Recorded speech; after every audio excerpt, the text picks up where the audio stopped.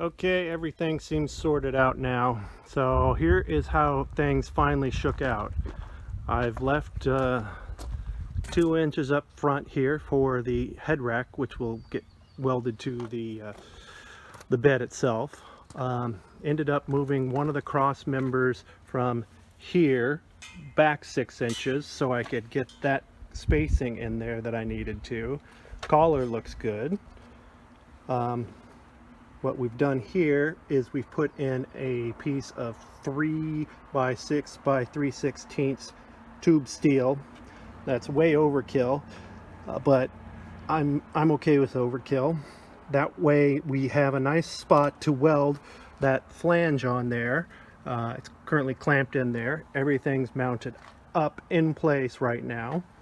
One of the problems that I'll have to fix, which is not a big deal at all, is those grease zerks are right on top. They're too high.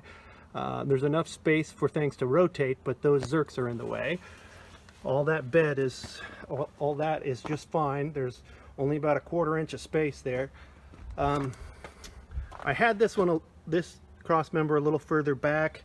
There's plenty of space there. I don't think it'll be a problem.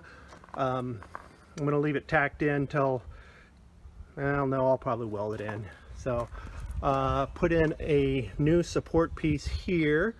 That is a piece of 2 by 2 steel with a couple of pieces of angle underneath it, and then just a tire, and I'll put that down permanently. You might notice this gap right here. This gap will get filled in with a piece of filler wood just for making things a little quieter as you're driving down the road. You got the hinges here. You have about 20 inches of overlap in the back end, which is just fine. Again, those holes, those are for wiring chases that will be welded in some tubing. And this is the way it's turned out. There is a little extra support bracket right at approximately the lift point. I'll still put in an upright here to keep this thing from shifting back and forth as it goes around. That is, again, more wiring chases right there up front.